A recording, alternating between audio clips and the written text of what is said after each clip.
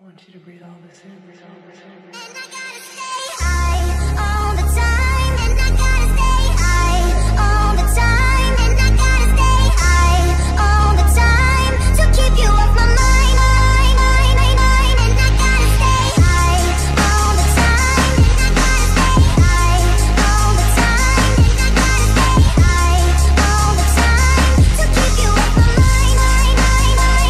And I gotta stay high all the time. And I gotta stay high all the time. And I gotta stay high all the time to keep you off my mind. And I gotta stay high all the time. And I gotta stay high all the time. And I gotta stay high all the time to keep you off my mind. Yamaha have dominated the 125cc market for a while now. The Wr125 is no exception. Being Yamaha's take on a road legal supermoto, there's no denying this bike is on every teenager's wish list.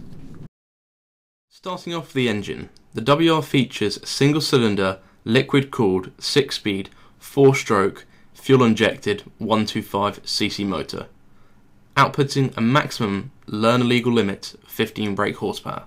So what does this all translate to?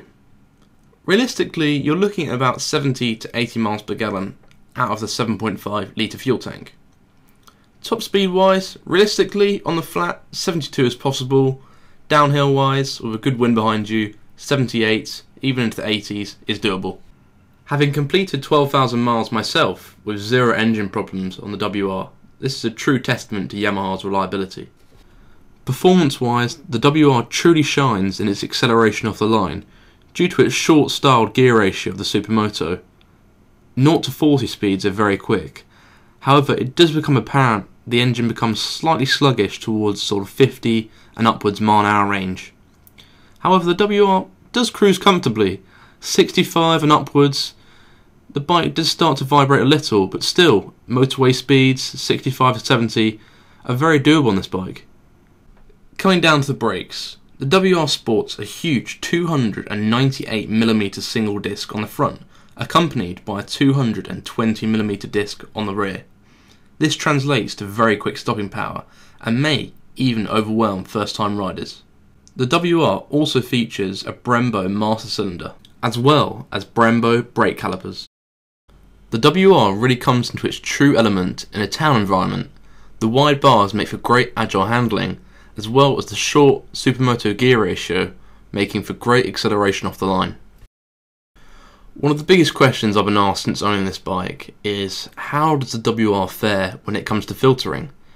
As you can see from this clip I'm showing right now, although the wide bars can't fit through the smaller gaps unlike a sport bike, it still lends itself to great comfort and fairly good filtering if given some spirit. On the right hand side of the dash we have an analog display. The WR's dash, although simplistic, tends not to overcomplicate, featuring a neutral light, indication light, full beam light, engine warning light, and even a temperature warning light. On the right hand side we have a digital display, which displays your given miles per hour speed, as well as a 7-bar petrol gauge to see how much fuel you have left.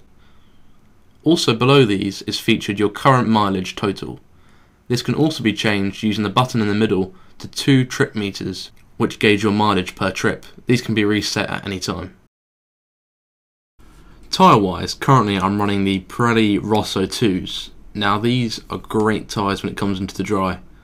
They really grip around corners when they're warm due to their curved off profile, and they're fairly long lasting due to their multi-compound use. I have found though that in the wet they're not the best tyres. Stock on this bike, the bike comes with Pirelli Sport Demons.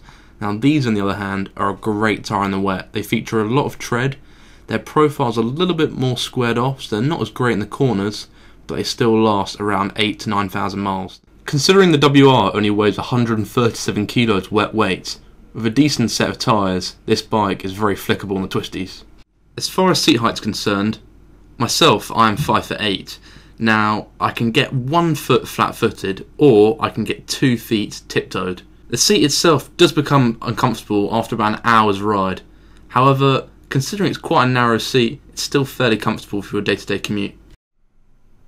Last but not least, we have the suspension.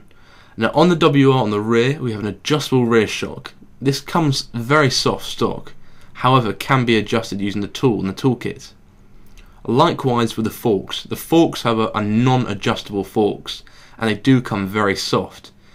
The downside to the forks being very soft and non-adjustable is when they come under harsh braking, they do dive down quite far, which can upset the handling.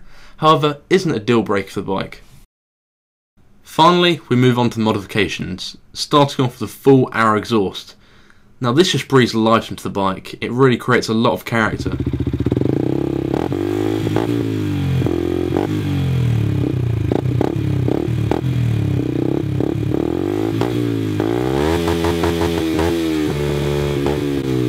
Another must-have modification for the WR is definitely the tail tidy. It really cleans up that back end and makes everything feel nice and flush. Moving on to the bars. I changed the stop bars to a wider, more set-back style, which also included a bar pad. This is purely cosmetic and really didn't have much purpose. It did, however, slightly improve the handling. I also installed some of Creva's handguards. Now these slightly elevate the wind away, but it's not too noticeable when it's cold. Also installed is a Wr125x sport screen. Now this slightly elevates the wind away from your sort of lower chest towards the upper part, which makes riding a bit more bearable for long distances. To wrap up, the WR is one of the most premium 125cc supermotos currently on the market, being reliable, well built and overall great fun. But is it worth the £4,200 price tag?